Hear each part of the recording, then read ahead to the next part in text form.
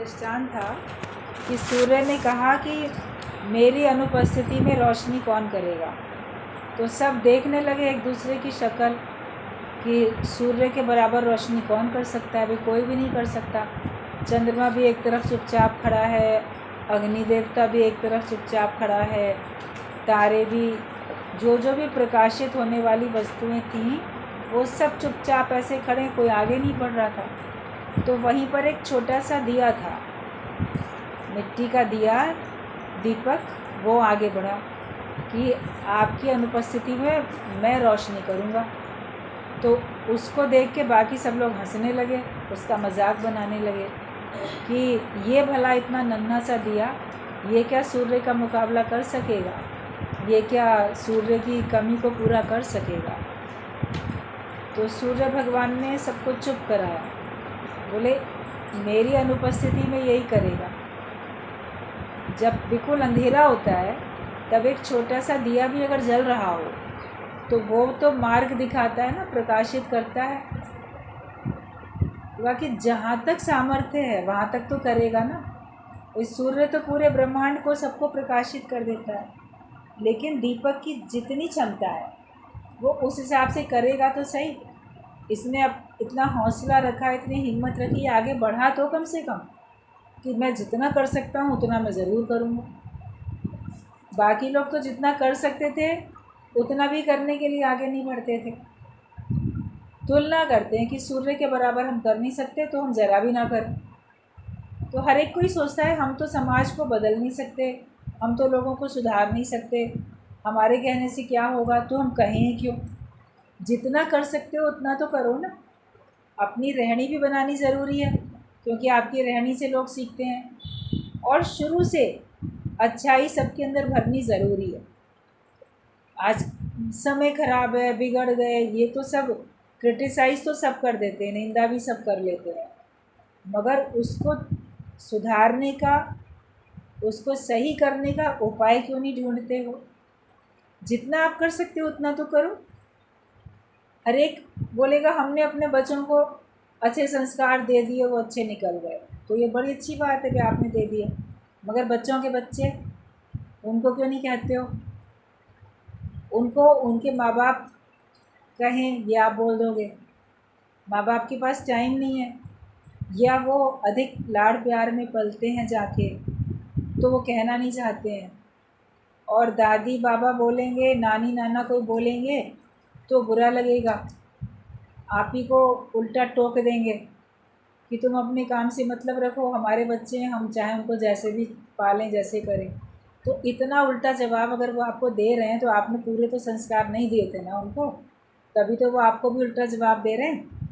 आपका बेटा बहू या आपका बेटी दामाद अगर आपको टोक रहा है कि देखो मेरे बच्चों से तुम्हारा कोई मतलब नहीं, तो अभी उनको संस्कार तो आपने दिए थे मगर पूरे नहीं दिए थे, तो इसीलिए वो आपकी बात नहीं मान रहे हैं, वरना अंतिम श्वास तक वो लोग आपकी बात माने। उनको जब ये बात समझ में आ जाए, प्यार से समझाओ। बड़े लोगों को प्यार से समझाना चाहिए कि हम तुम्हारे शत्रु नहीं हैं, हम तुम्हारे वास्तव में शुभ चिंतक हैं। हर एक बच्चे की जो माँ होती है वो सबसे ज़्यादा बच्चे की शुभ चिंतक होती है, लेकिन अगर वो माँ ज्ञानवान नहीं है, वो स्वार्थी है, वो अपना ही सुख देखती है, तो वैसी बातें उसमें भरेगी। तो हर एक राही को सत्संग की ज़रूरत है ना। जो भी समस्याएं हैं उन समस्याओं का समाधान आप लोगों ने भी तो यही डिसाइड करके बताया कि हम लोग को तो गुरु मिल गया, हम लोग बच गए, सुधर गए। भाई सभी को तो गुरु नहीं मिला, इसीलिए सब ऐसे हैं। सारी बातचीत का जो निष्कर्ष आप लोगों ने निकाल के बताया, मुख्य बात तो ये थी ना, इसका मतलब प्रत्येक को सत्संग की आवश्यकता है। तो कोई आपसे कहे हमें सत्संग की ज़रूरत नहीं है, आप बोलो फलाने को सत्संग की ज़रूरत नहीं है, ये नहीं बोलो। बोलो हर एक को सत्संग की ज़रूरत है, और हर उम्र में सत्संग की ज़रूरत है। बच्चों को बच्चों के हिसाब से, बड़ों को बड़ों के हिसाब से, बड़ी उम्र के लोगों को बड़ी उम्र के हिसाब से। ज्ञान तो सभी को चाहिए, क्योंकि सभी को इस संसार में रहना है और हर एक को सुख में जीवन व्यतीत करना है।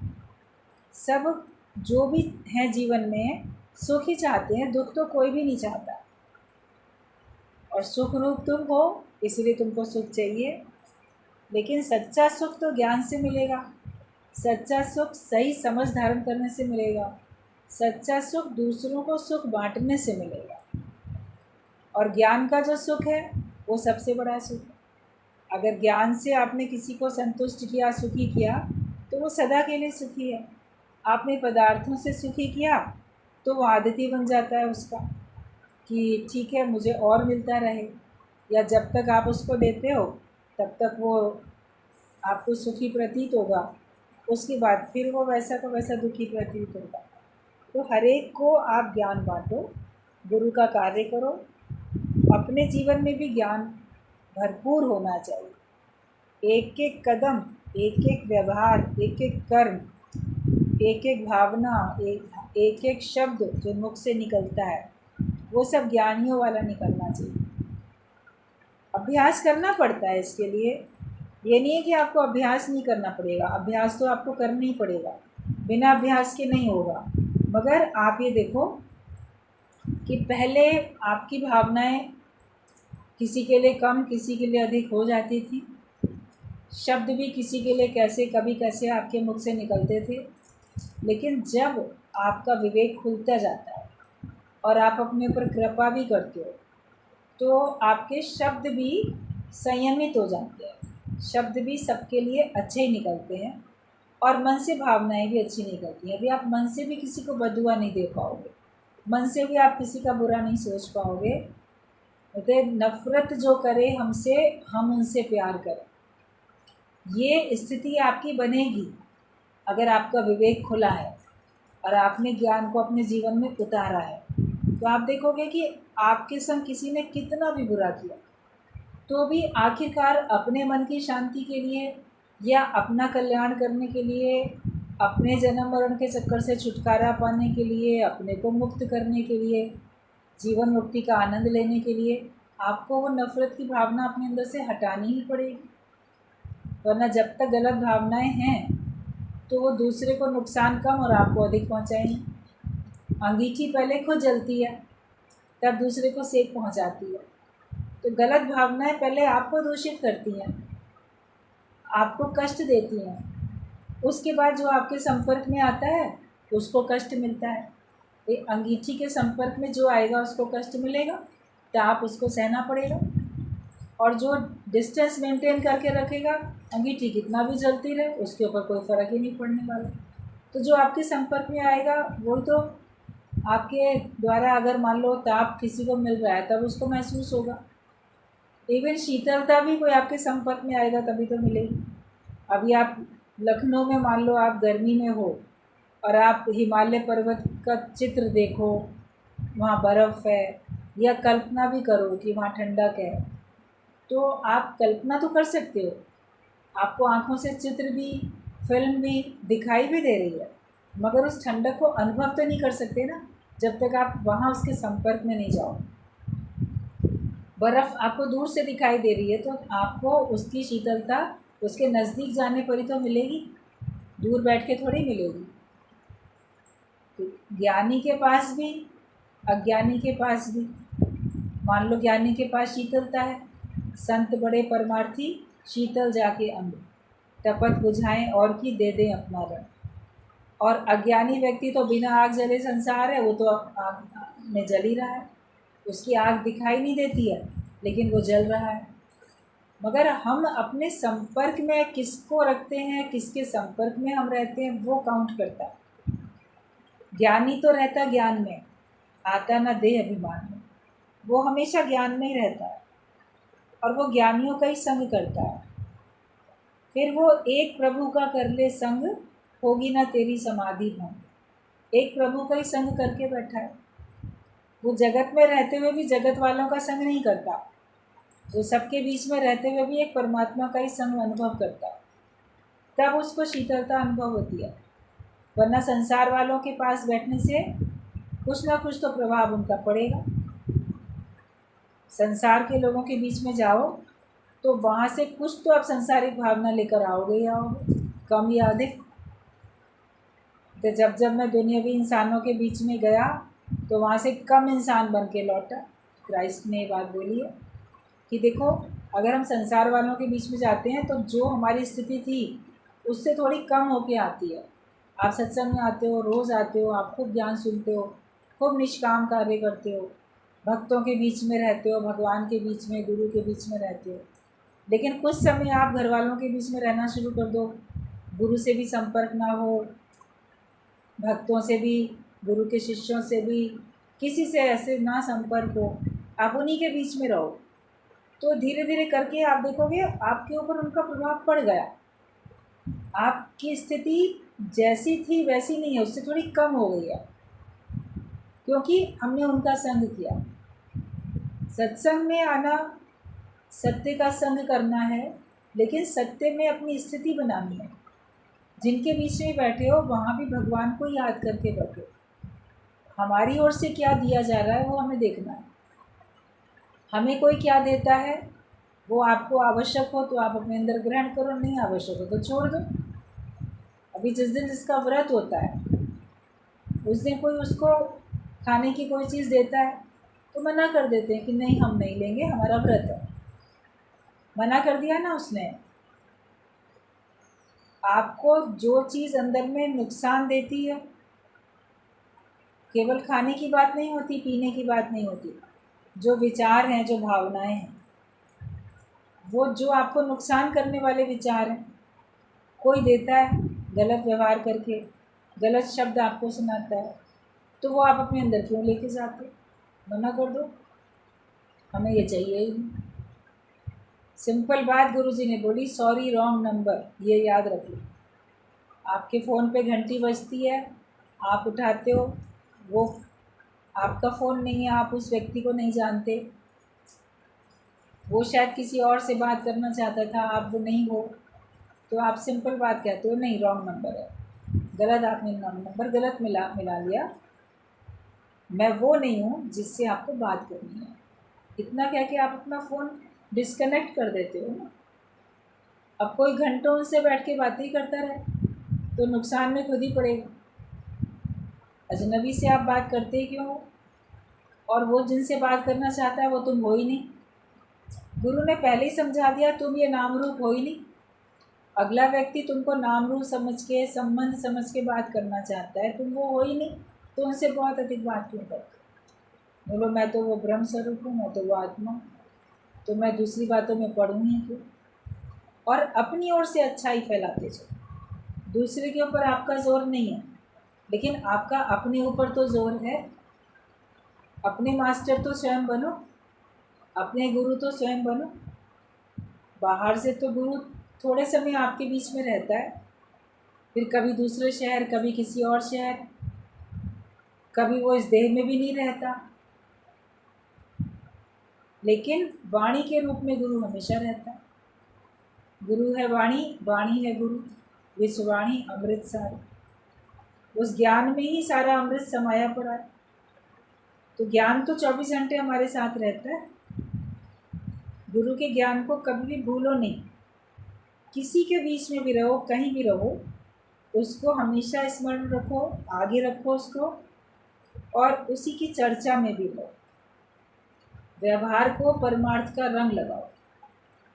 जिनके बीच में भी आपको बैठना होता है, रोज़ अपने घर में रहते हो, कभी कभी संबंधियों के बीच में जाते हो, कभी घर से बाहर निकल के अजनबियों के बीच में भी आपको बैठना पड़ता है, तो आपके अंदर से भावनाएं, वाइब्रेशंस ज्ञान के निकलने चाहिए। मुख से बोलो या ना बोलो, आपके अंदर भावनाएं ज्ञान की होनी चाहिए, और शब्द जो मुँह से बोलो तो ज्ञान वाले ही होने चाहिए। ये अगर अपने ऊपर हम एक पहरा लगा लेंगे तो देखना आपकी उन्नति बहुत तेज़ी से होगी, और आप अपने को मुक्त महसूस करो, जीवन मुक्त महसूस करो। कभी भी दूसरे को टोटल दोष नहीं दो, वो दोषी है, लेकिन हमें अपने को सुधारना है।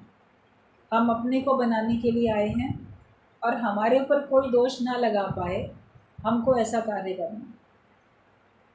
ये नहीं कि दूसरा खराब है तो मुझे क्यों कहा जा रहा है, तुम्हें ना कहने पाए कोई, तुम अपने को अच्छा बना लो, क्योंकि हर एक का कर्म उसके साथ है, हर एक की करनी वो खुद भरेगा। यहाँ तक बात कही जाती है, गुरु की करनी गुरु भरेगा, चेले की करनी चेला।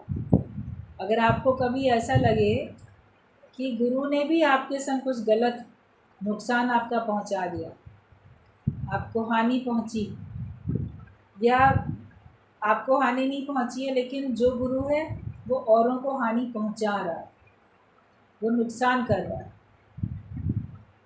तो आप ये सोचो कि जो जैसा करेगा वैसा भरेगा। दूसरे के कर्मों से तुम्हारा खास कुछ लेना देना नहीं है। आप अपने को देखो कि आप तो कम से कम सही हो। आपने अपने कर्मों से अपना पूरा जांच पड़ताल कर ली कि नहीं कर ली, कि तुम्हारा एक एक व्यवहार ज्ञान के हिसाब से है कि नहीं, ज्ञान के हिसाब से होना चाहिए। हालांकि जो सच्चे ब्रह्मज्ञानी गुरु होते हैं उनको कम लोग पहचान पाते हैं, कभी उनमें दोष भी लगा देते हैं। कहते नज़रों में तेरी दोष है दुनिया निहारता। कभी उनके अपने अंदर वो दोष नहीं होता, मगर देखने वालों को लगता है। वो उस समय उनकी लीलाओं को नहीं समझ पाते हैं, मगर बाद में अगर विवेक खुलता है और उनको महसूस होता है कि नहीं वो ठीक था, तो आप अपनी जो एक राय थी उनके बारे में वो चेंज भी कर लेते हो। लेकिन कभी ऐसा होता है कि अंदर से कोई सच्चा गुरु नहीं होता है, वो ऊपर से प्रिटेंड करता है कि मैं हूँ।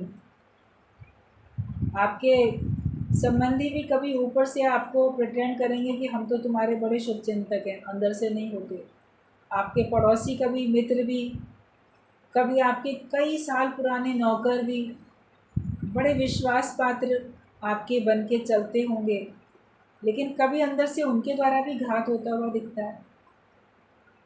कई बार पेपर में पढ़ा होगा, टीवी में देखा होगा, न्यूज़ में, कई साल पुराने सर्वेंट पूरे विश्वास पात्र, और उन्होंने ही घर में चोरी करा दी, डकैती करा दी, बच्चे का अपहरण करा दिया या हत्या कर दी। लोभ लालच तो कब किसके सर पे सवार हो जाए और उस लोभ के कारण से वो कौन सा अनर्थ कर बैठे, उसको कोई नहीं समझ सकता। विकार तुम्हारे अंदर कौन से कब हावी हो जाएं और उसके कारण से तुम्हारा नुकसान पड़ जाए, तुम्हें नहीं पता चलेगा।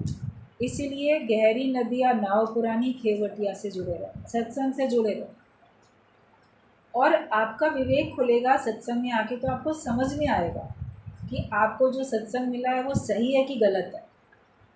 अगर सही है तो आप कंटिन्यू रखो, अगर आपको लगता है गलत है तो सही की तलाश करो और आपको सही मिल भी जाएगा।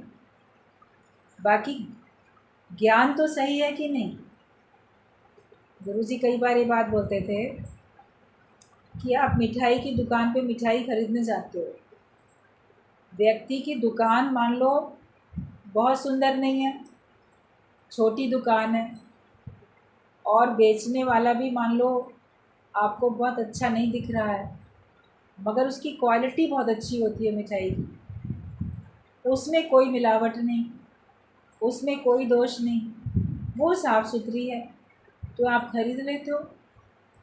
आप पलट के ये नहीं पूछते दुकानदार से, भैया ये तुम खाते हो कि नहीं खाते हो। वो बोलेगा मैं तो बेचता हूँ, मैं नहीं खाता मिठाई। तो आप सोचोगे क्या ये मिठाई ख़राब है जो ये नहीं खाता है। मिठाई बहुत अच्छी है, वो ख़राब नहीं है, लेकिन जो व्यक्ति है हलवाई, वो रोज़ मिठाई बनाते रहे, उसका दिल भरा हुआ, उसको देख देख के दिल भर जाता है, वो मिठाई खाना पसंद ही नहीं करता, या उसको वो पसंद नहीं है, या उसको कोई शुगर की प्रॉब्लम है, उसको मिठाई खानी ही मना है, तो खुद तो नहीं खाएगा, मगर तुमको तो चीज़ अच्छी दे रहा है।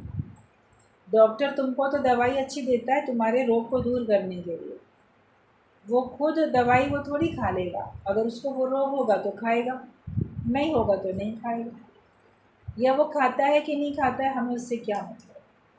हम ये देखें, ज्ञान के वचन औषधि हैं, और जिन वचनों को जीवन में उतारने से मेरा देह ध्यास गुम होता हो, मेरा अज्ञान निवृत्त होता हो, उन वचनों को आप मान लो, आपका तो जीवन बन जाएगा। बहुत ज़्यादा झकना झाग में पड़ना नहीं चाहिए। बहुत किसी के अंत में आप जाने की कोशिश करोगे तो आप देखोगे कि आपका टाइम बड़ा वेस्ट होता है, और उसमें आपकी एनर्जी, टाइम सब वेस्ट हुआ, और आपका मन भी खराब हो जाता है, आप अपने श्रेय साधन से भी गिर जाते हो।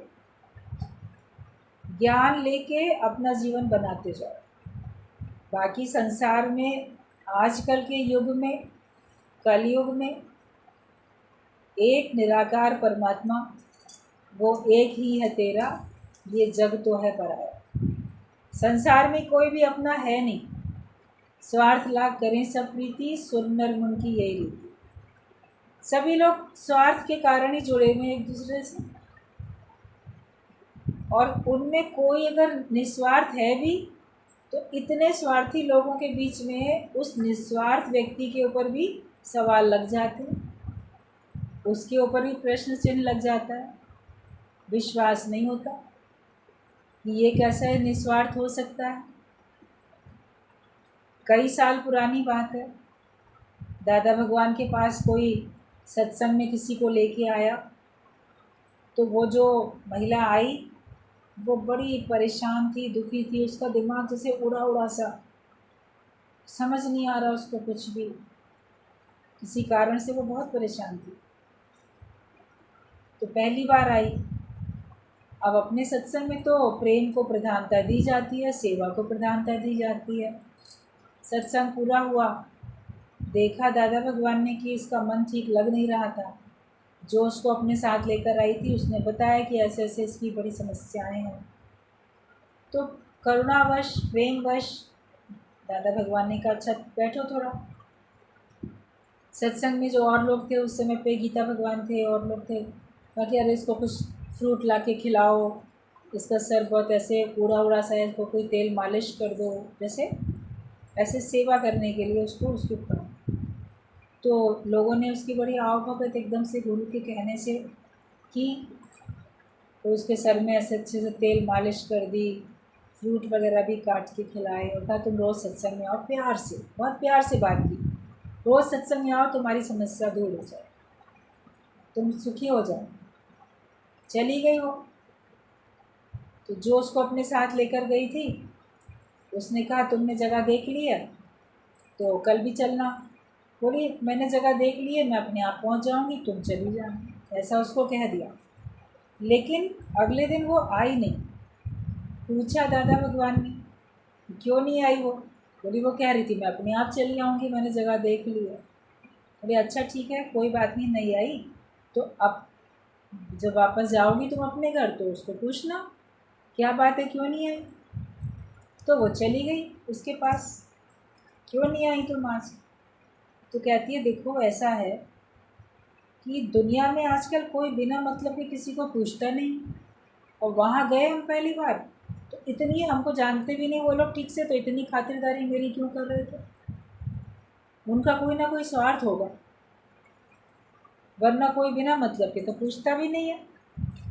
और इतना खाने पीने को भी पूछना, और ये सेवा, तेल मालिश, उन लोग की निगाह मेरे धन पे होगी, मैं पैसे वाली हूँ ना, अभी बहुत अपने फेवर में करके क्या पता हमारी संपत्ति हमसे ले लेना चाहते हो। तो हमें तो डर लग गया, हम तो नहीं गए इसीलिए। और वो तो उसकी पड़ोसन थी, उसको तो वो पहले से जानती थी, तो उसको अपने मन की बात बताई उसने। तो उसने कहा कि नहीं वहाँ ऐसा कुछ नहीं है, एक भी रुपया नहीं लिया जाता है, वो तो उनका प्यार है, अपनापन है जो तुमको कहा। अपनी ओर से जो भी वो उसको समझा के आई होगी, लेकिन अगले दिन जब वो सत्संग में आई तो उसने बताया ये बात सत्संग में दादा भगवान को कि वो ऐसे नहीं आई इसलिए। तब उन्होंने कहा कि देखो संसार में इतना स्वार्थ का नाता देखा है लोगों ने, इतना देख रहे हैं, तो कोई अगर निस्वार्थ भी है तो उसके ऊपर भी शक हो जाता है। कोई बिना स्वार्थ के आपका काम करेगा, आपको प्यार करेगा, तो लोग उस पर भी शक करेंगे, इनका कोई मतलब होगा, ये कुछ चाहते होंगे हमसे, वरना हमारी क्यों इतनी मदद कर रहे हैं। तो दुनिया का इतना धोखा देख के मनुष्य भगवान में से भी विश्वास हटा देता है और सच्चे गुरु में से भी विश्वास हटा देता है। मगर आते रहते हो अगर आप सत्संग में, तो आपका वो टूटा हुआ विश्वास फिर से बन जाता है। भगवान से जो आपका विश्वास निकल गया था वो फिर से बन जाता है। आपको लगेगा कि वाकई में दुनिया इतनी ख़राब नहीं है जितना हम समझते हैं। ये है कि हमको अच्छाई अपने अंदर भर के नन्हे से दिए की तरह अच्छाई फैलानी है। जैसे उसको प्रकाश फैलाना है, सूर्य की तरह नहीं कर पाएगा, कुछ तो कर पाएगा। तो आप गुरु की तरह से ज्ञान नहीं दे पाओगे, कुछ तो दे पाओगे। खुद तो ज्ञानवान हो, अपना जीवन तो बना पाओगे, और तुम्हारा बना हुआ जीवन देख के औरों का भी जीवन बनेगा। अच्छाई फैलाने में कंजूसी नहीं करो, अच्छाई फैलाने में संकोच नहीं करो। एक अज्ञान को फैलाने में लोग संकोच नहीं करते, बुराई को फैलाने में संकोच नहीं करते, दूसरे के अंदर बुराई भरने में लोग डरते नहीं हैं। तो आप किसी के अंदर ज्ञान भरने में, अच्छाई भरने में क्यों भयभीत होते कि पता नहीं लोग क्या कहेंगे, बड़ी अपने को ज्ञानवान बनने को चली है। बोलो बनने को चलिए क्या, गुरु ने ज्ञानवान बना दिया हम अब बनने थोड़ी जा रहे हैं। गुरु के कृपा से हम तो ज्ञानवान बने हुए हैं, और जो हमारे पास है वो हम बांटेंगे। जिसके पास जो है वही तो बांटेगा। जिनके पास अज्ञान है वो अज्ञान बांटते हैं, जिनके पास ज्ञान है वो ज्ञान बांटते हैं। आप प्रेम बांटते चलो, सेवा बांटते चलो, ज्ञान बांटते चलो, किसी प्रकार से कंजूसी नहीं करो, और परमात्मा से अपनी लगन बढ़ाते चलो। इसमें कभी भी पीछे नहीं हटो। लगन में अगन रहेगी तो हमारी सच्चाई हमें ज़रूर एक दिन आगे बढ़ाएगी। अगर आपको ज्ञान में लगन है और लगन में अगन है, तो आप देखोगे जो आपकी सच्चाई है अंदर की, वो आपको एक दिन उन्नति के मार्ग पे ले जाए। आप वैसे कितना भी कह लो, आजकल का ज़माना कलयुग का है, ख़राब है, अच्छे लोगों की कोई कदर नहीं, अच्छाई तो नीचे पड़ी रह जाती है, और बुराई का, झूठ का बोलबाला है, सत्य का बोलबाला नहीं है, झूठ का बोलबाला है। आप कितना भी ये बात सोच लो, लेकिन ये विश्वास रखना कि आपके अंदर की सच्चाई एक दिन आपको उन्नति के मार्ग पे अवश्य लेके जाए। सच को कभी भी अपने आप से अलग मत करो, दूर मत करो। प्रभु के प्रति जो लगन है वो लगन हमारी बनी रहे, वो बढ़ती जाए, उसमें एक अगन पैदा हो जाए जो कि आपको और तेज़ी से परमात्मा की ओर लेके जाए। तो लगन में अगन रहेगी तो हमारी सच्चाई हमें ज़रूर एक दिन बढ़ाएगी, आगे बढ़ाएगी। जब अंतःकरण पूरी तरह खाली हो जाता है तभी सत्य का दीदार होता है। मन, बुद्धि, चित्त, अहंकार, चारों चीज़ों में से जगत निकल जाए, न तेरे मन में, न बुद्धि में, न चित्त में, न अहम, उसमें भी जगत का नामो निशान न रहे, खाली हो जाए। अभी तक तो माया से भरा हुआ है, अज्ञानता से भरा हुआ है, तो उससे हमको अपने को बचाना है, खाली करते जाओ। तो आप देखो कि आपको सत्य का दर्शन हो जाएगा। बांसुरी खाली हुई तभी कृष्ण के होठों तक पहुंची, तो तुम भी जब खाली अंदर से हो जाओगे तो भगवान तक पहुंच जाओगे। भगवान तक पहुंचने के लिए हमारे अंतःकरण में जो जगत भरा पड़ा है वही रुकावट है। अपने को बिल्कुल खाली करो कि मेरे अंदर मैं भी नहीं है और मेरे अंदर जगत भी नहीं है, मैं बाहर भीतर से बिल्कुल शून्य हो चुका हूँ। तो मैं उस निराकार से मिलके एक हो जाता हूँ। मन को सही राह मिल गई, अब और क्या चाहिए।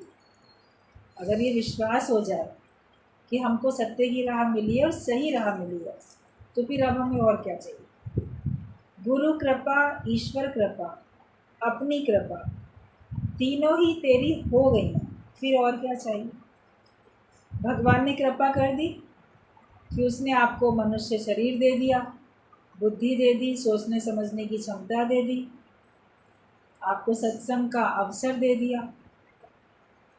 गुरु ने कृपा की कि आपको सही ज्ञान दे दिया, और आपने भी अपने ऊपर कृपा कर ली कि आपने उसको अपना लिया ज्ञान को, आपको सही लगा, आपका जीवन बन रहा है। तो तीनों कृपाएं जब हो गई, फिर और क्या चाहिए। और तो किसी चीज़ की अब आवश्यकता रहनी नहीं चाहिए। फिर अगर हमारा मन कुछ और चाहता है कोई नाम, कोई रूप, कोई कुछ, हमारा मन कुछ और चाहता है, कोई यश, कोई कीर्ति, माया का कोई सा भी रूप चाहता है, तो ये फिर अपनी कृपा नहीं करते हो अपने आप, ये तो अपने से शत्रुता करते हो।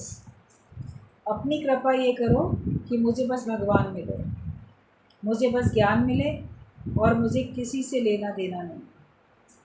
तो मन को जब सही राह मिल गई और तीनों कृपा तुम्हारे ऊपर हो गई हैं, फिर और क्या चाहिए। गुरु के प्रेम में बाहरी बंधन भी टूट जाएंगे, अंदर के बंधन भी टूटते हैं, जो हमारे अंदर की आसक्तियाँ हैं, लोभ लालच है, जो विकारों में हम बंधे हुए थे उससे भी हम आज़ाद होते हैं, और बाहर के बंधन भी टूटते हैं। अभी सत्संग रखा जाता है, तो सत्संग तक पहुंचने के लिए आप अपने बाहर के बंधन तोड़ कर ही तो आते हो। ज्ञान से प्रेम है, आपको परमात्मा से प्रेम है, आपको अपना मोक्ष अधिक प्यारा है, आपको ज्ञान अधिक प्यारा है, तो फिर आप अज्ञानता में तो बैठोगे नहीं। तो गुरु के प्रेम में बाहरी बंधन भी टूट जाएंगे। प्रेम और एकता से ही ये सुंदर बगीचा खिलता है, कांटों के बीच ही गुलाब खिलता है। जब कांटे हैं तो उनके बीच में गुलाब भी तो है। तो प्रेम में रहो, एकता में रहो, तब फिर आपका सत्संग का बगीचा सबको सुख देने वाला बनेगा। आपस में ही फूट पड़ी होगी तो कोई भी पसंद नहीं करेगा। नए लोग भी अगर आएंगे तो चले जाएंगे, बोलेंगे यहाँ पे पता नहीं कैसा हिसाब किताब है, यहाँ लोग एक दूसरे को क्रिटिसाइज़ ही करते हैं, यहाँ तो निंदा होती है। हम तो अभी नए गए हैं, जो पुराने आने वाले हैं वो ही संतुष्ट नहीं है, वो ही कुछ क्रिटिसाइज़ करते हैं, आलोचना करते हैं, निंदा करते हैं, तो इसका मतलब यहाँ पे पता नहीं क्या है ही नहीं अच्छी बात, तो वो लोग चले जाएंगे। तुम्हारी गलती के कारण से अगला इंसान मुक्त होने से वंचित हो गया, तो ये पाप लगा ना तुम्हारे ऊपर कि तुम खुद ज्ञानवान नहीं बने, और तुम्हारे कारण से कितने लोग ज्ञानी बनने से रह गए। तो अपने अंदर में प्रेम रखो और एकता रखो, तब फिर ये सत्संग का बगीचा सुंदर बनेगा। और कांटों के बीच ही गुलाब खिलता है, मतलब कष्ट कितने भी आते हैं तभी आपका ये ज्ञान, ये निश्चय चमकता है। जितने कष्ट भगवान के भक्तों पर आए उतना ही उनकी भक्ति चमकी, उतना ही उनका ज्ञान निश्चय सामने आया, उतना ही वो अमर हो गए। आज मीराबाई को विष का प्याला न मिला होता तो उसका इतना नाम भी नहीं होता। ध्रुव पर, प्रहलाद पर इतने कष्ट ना आए होते तो लोग आज दिन तक उनको याद भी नहीं रखते। तो कांटों के बीच तो गुलाब खिला ना, मतलब कष्ट थे, समस्याएं थी, मगर उनके बीच भी वो ज्ञानवान होके रहे, भगवान में विश्वास करके रहे, तो आज दिन तक वो अमर है। तो अपनी बाहर की कटीली परिस्थितियों से परेशान मत हो जाओ, बोलो ये सब मेरे लिए मेरी शोभा है, क्योंकि इनके बीच में जब मैं अपने आप को ज्ञानवान बना के रखूं तभी मेरा भी नाम है, अमरता भी है, और अपना खुद भी पता चलता है कि सरलता से तो सभी को ज्ञान मिल जाता है। परेशानी में भी कोई ज्ञान को याद रखे तो वो बड़ी बात होती है। तो कांटों के बीच में गुलाब खिलता है।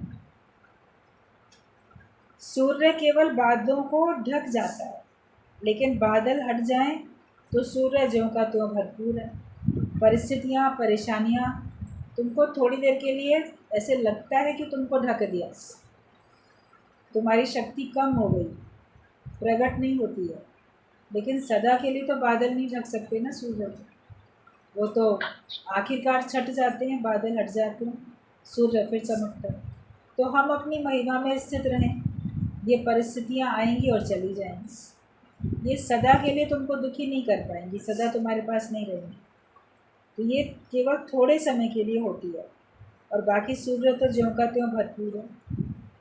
अब बस ये बात सदैव याद रखो कि बीच वालों की बात पर कभी विश्वास नहीं करना। मतलब तुम्हारे और भगवान के बीच में जो ये संसार है, संसार के लोग हैं, उनकी बातों में विश्वास नहीं करो, या तुम्हारे और ज्ञान के बीच में जो जगत वाले हैं उनकी बातों के ऊपर विश्वास नहीं करो। तुम अपने में और अपने ज्ञान में विश्वास रखो। तुम अपने और अपने गुरु के बीच में किसी और की बात में विश्वास नहीं करो। ये बात याद रखो कि हमें जो ज्ञान मिला है वो सही मिला, और उसी ज्ञान को जीवन में उतार के हमारा जीवन बनेगा। तो बीच वालों की बात में कभी विश्वास नहीं करो और अपनी प्रीत कम नहीं करना। भगवान से भी, सत्संग से भी, गुरु से भी अपनी प्रीत कम नहीं होनी चाहिए। लोग चाहे कोई कितना भी कहें, लेकिन हमारा प्रेम कभी समाप्त ना हो और कम भी ना हो। लाख कोस साजन बसे तो भी हृदय में हजूर, और द्वारे पर दुर्जन बसे तो भी लाख कोस है।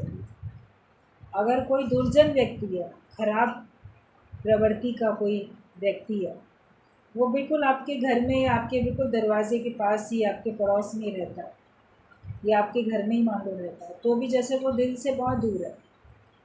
और जो सज्जन व्यक्ति है, जो अच्छा है, आपका मित्र है, वो कितनी दूरी पर भी उसका घर हो, तो भी आपको लगेगा जैसे वो तो मेरे हृदय में ही है, वो मेरे बहुत नज़दीक है। तो हमें दुर्जन नहीं बनना, हमको सज्जन बनना। हम अच्छे बन के चलेंगे तो सभी लोग हमको अपना नज़दीक महसूस करेंगे। कोई ये नहीं बोलेगा कि ये तो हमसे बहुत दूर है। आपके अंदर की भावनाएं अगले तक पहुंचती हैं। कोई भी कितनी भी दूरी पे बाहर से रहता हो, लेकिन अगर अंदर की भावना अच्छी है तो वो ये नहीं बोलेगा ये तो हमसे बहुत दूर है, ये हमारे बीच बड़ी दूरियां हैं। तो कोई दूरियां हमारे बीच में रहती नहीं है अगर हमारे अंदर में सज्जनता होती है। तो तुम कहीं भी हो तो हमारे पास हो, और हम तुम्हारे पास ही हैं। केवल मन के कहने में नहीं आना, तुम अपने मन के कहने में नहीं आओ। मन कहीं ना कहीं तुमको दूरी दिखाता है, तो इस दूरी से हमारे अंदर में और दुख पैदा होता है। हमेशा ये भाव रखो कि भगवान में और मेरे में अब कोई दूरी बची नहीं है, अब वो और मैं मिलके एक है। हमेशा अपना योग परमात्मा से लगाओ। योग के लिए तो आए हैं। ईश्वर और तुम मिलके एक हो, तत्व से हमेशा एक। उस एकता का अनुभव हमको करना। मन का एक के ख्याल गुरु को बताते चलो। तेरा मालिक जब तेरी फिक्र कर रहा है तो तुम्हें कुछ भी सोचने की ज़रूरत नहीं है। सच्चाई की सदा ही जीत होती है। अपने अंदर की तार और मजबूत करो। अपने भीतर की जो तार है, मतलब भावना तुम्हारी, उसको और मजबूत करो, जिससे एक हमारे भगवान के प्रति एक धुन लगी रहती है, एक जैसे मन की तार उससे जुड़ी रहती है। गुरु सबको एक सूत्र में बांध देता है। सुई जोड़ने का काम करती है तो हमेशा दर्जी की टोपी में लगी रहती है। कैंची काटने का काम करती है तो ज़मीन पर ही रुलती रहती है। तुम भी सभी टूटे हुए दिलों को मरहम लगाने का काम करो, जोड़ने का काम करो। सुई जो होती है वो सिलने का काम करती है ना, जोड़ने का काम करती है। तो वो तो जो टेलर होगा उसको अपनी टोपी में ही लगा के रख लेगा। जो जोड़ने का काम करता है भगवान भी उसको अपने सर माथे लगा के रखता है। और जो कैंची काटने का काम करती है उसको थोड़ी टेलर अपने सर पे रखता है, वो तो कहीं भी इधर उधर पड़ी रहती है। उसको तो कहीं से भी देख लेते हैं, उठा के उसको रख लेते हैं। टेलर के पास जो कुछ है सब काम का है, लेकिन कौन कितना नज़दीक रहता है वो देखना पड़ेगा। तो भगवान की सृष्टि में सभी काम किया, लेकिन कौन भगवान के बहुत नज़दीक रहता है? जो दूसरे को भगवान से जोड़ने का काम। ज्ञान से हर एक के टूटे हुए विश्वास को जोड़ो, हर एक को परमात्मा से जोड़ते चले जाओ। तुम जोड़ने वाले बनो, तोड़ने वाले कभी भी नहीं बनो। फिर आप देखोगे भगवान तुमको ऐसा महसूस होगा कि तुमको जैसे अपने सर पे रखे हैं, मतलब अपनी गोद में बिठा के रखे हैं, अपने बहुत नज़दीक रखे। तुम भगवान से दूर नहीं, भगवान तुमसे दूर नहीं।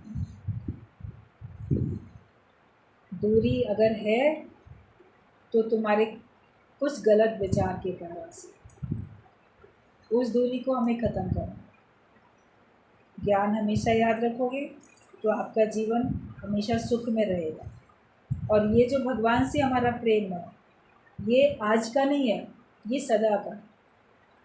संसार वालों से जो है वो एक ही जन्म का है। इस जन्म में जो आपके परिवार के लोग हैं वो केवल इसी जन्म में तुम्हारे हैं। अगले जन्म में पता नहीं वो क्या बनेंगे, तुम क्या बनोगे।